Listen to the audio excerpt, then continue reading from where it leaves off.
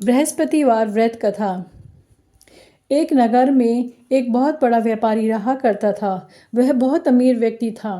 वह जहाज में माल लदवाकर दूसरे देशों को भेजा करता था और खुद भी जहाज़ों के साथ दूर दूर के देशों में जाया करता था। इस तरह वह खूब धन कमाकर लाता था और उसकी गृहस्थी बहुत मज़े से चल रही थी। वह दान भी खुद दिल खूब खोल कर करता था। उसका इस तरह से दान देना उसकी पत्नी को बिल्कुल पसंद न था। वह किसी को भी एक दमड़ी देकर खुश न थी। एक बार जब वह सौदागर माल से जहाज को भरकर किसी दूसरे देश को गया हुआ था तो पीछे से बृहस्पति देवता साधु का रूप धारण कर उसकी कंजूस पत्नी के पास पहुँचे और भिक्षा की याचना की।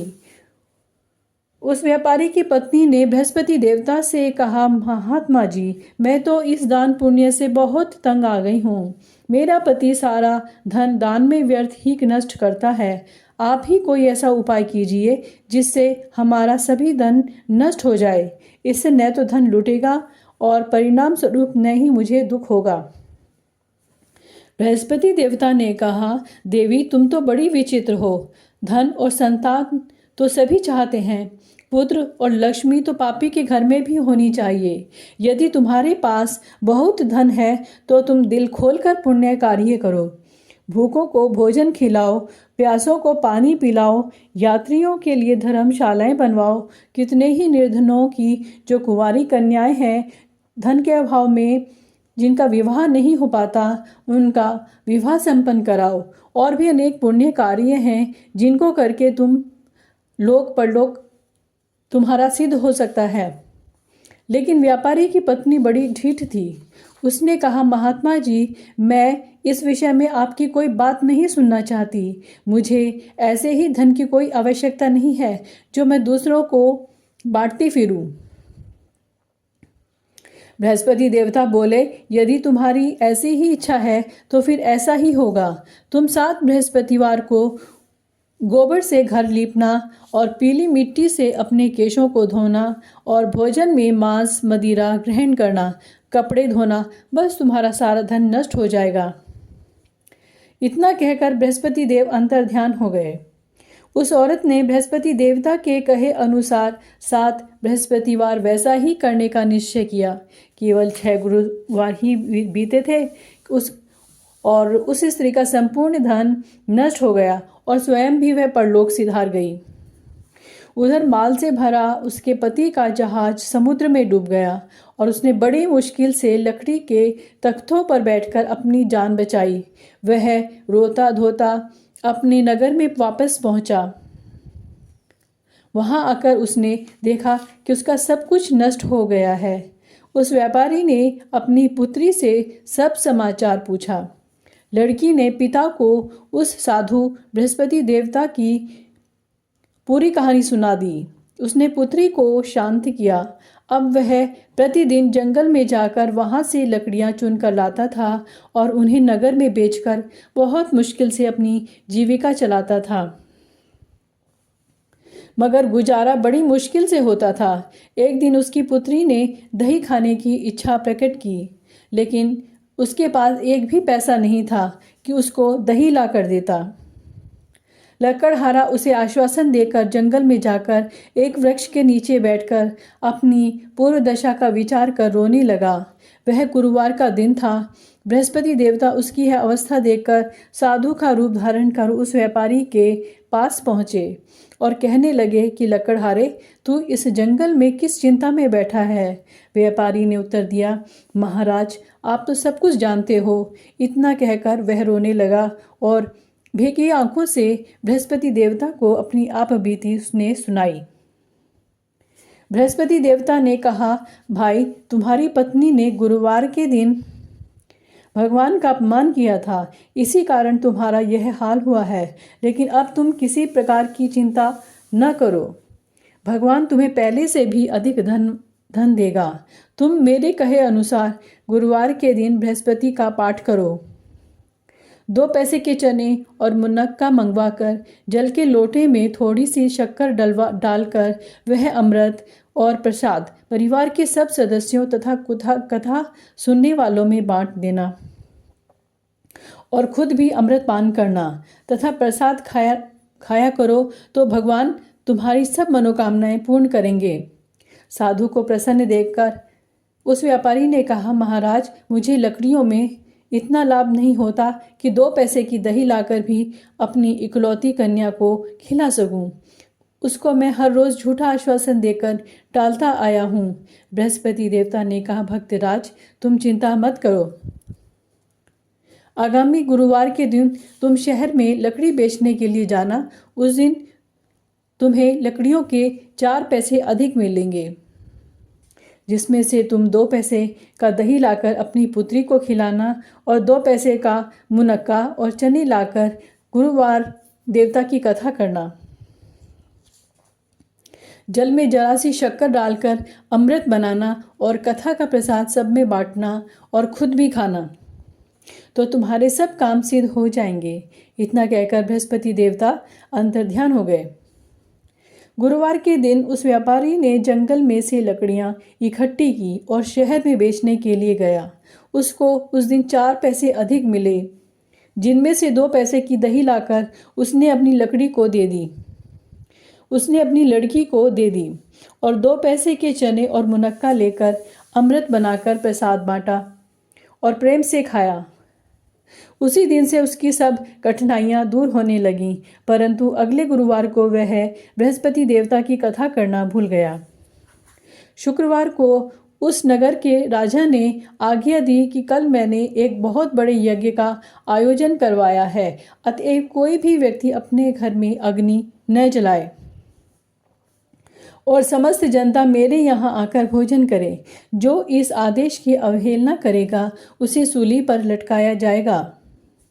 राजा की आज्ञा अनुसार अगले दिन सब लोग राजा के महल में भोजन करने गए, लेकिन वह व्यापारी और उसकी लड़की दोनों थोड़ा देर से पहुँचे। अतएव राजा ने उन दोनों को अपने महल के अंदर ले जाकर भोजन करवाया और वह पिता पुत्री भोजन करके वापस आ गए तो महारानी की दृष्टि उस खूंटी पर पड़ी जिस पर उसका 9 लखा हार टंगा हुआ था। उस खूंटी पर अब हार नहीं था। महारानी को विश्वास हो गया कि यह उसका हार लकड़हारा और उसकी लड़की ही ले गए हैं। फौरन सिपाहियों को बुलाकर दोनों बाप बेटी को कैद करवाकर जेल में डाल दिया गया। कैद खाने में पड़कर बाप बेटी दोनों अत्यंत दुखी हुए। वहां उन्होंने बृहस्पति देवता का स्मरण किया। बृहस्पति देवता वहीं प्रकट हुए और व्यापारी से कहने लगे, भक्तराज, तुम पिछले सप्ताह बृहस्पति देवता की कथा करना भूल गए थे, इसलिए यह तुम्हारा हाल हो गया है।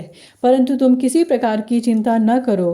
बृहस्पति के दिन कैद खाने के दरवाजे पर तुम्हें 2 पैसे पड़े मिलेंगे। तुम वह पैसे उठाकर चने और मुनक्का मंगवा लेना और फिर विधि पूर्वक बृहस्पति देवता का पूजन तथा कथा करना। तुम्हारे सब दुख दूर हो जाएंगे। बृहस्पतिवार के दिन उस व्यापारी को जेल के मुख्य द्वार के पास 2 पैसे पड़े हुए मिले। बाहर सड़क पर एक स्त्री जा रही थी। व्यापारी ने उसको बुलाकर कहा कि वह उसे बाजार से 2 पैसे के चने और मुनक्का ला कर दे, ताकि मैं बृहस्पति देवता की कथा कर सकूं। इस पर उस स्त्री ने कहा, मैं अपनी बहू के लिए कपड़े सिलवाने जा रही हूँ, मैं बृहस्पति भगवान को क्या जानूं। इतना कहकर वह औरत वहाँ से चली गई। थोड़ी देर बाद वहाँ से एक और स्त्री निकली। व्यापारी ने उस स्त्री को बुलाकर प्रार्थना की, बहन, तुम मुझे बाजार से 2 पैसे के चने और मुनक्का लाकर दे दो, मुझे बृहस्पति देवता की कथा करनी है।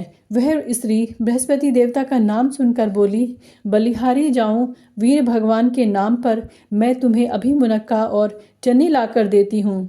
मेरा इकलौता बेटा मर गया है, मैं उसके लिए कफन लेने जा रही हूँ, मगर अब पहले तुम्हारा काम करूँगी, उसके बाद अपने बेटे के लिए कफन लाऊंगी।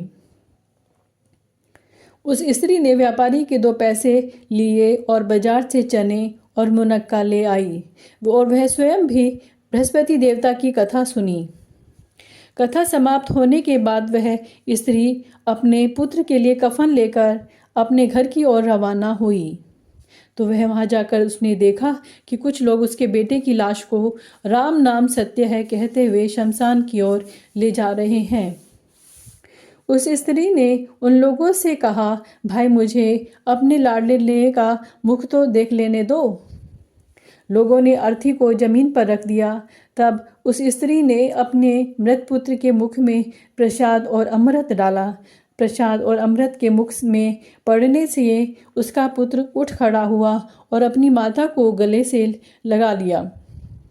दूसरी स्त्री जिसने बृहस्पति देवता का निरादर किया था, जब वह अपने पुत्र के विवाह के लिए कपड़े लेकर वापस लौटी और उसका पुत्र घोड़ी पर बैठकर बारात में निकला, तो घोड़ी ने ऐसी छलांग मारी कि वह जमीन पर गिर गया और बुरी तरह से घायल हो गया। कुछ ही क्षण के पश्चात मर गया। तब वह स्त्री रो रो कर बृहस्पति देवता से कहने लगी, हे देव, मेरा अपराध क्षमा करो, मेरा अपराध क्षमा करो। उसकी प्रार्थना सुनकर भगवान बृहस्पति साधु का रूप धारण कर वहाँ आए और उस स्त्री से बोले,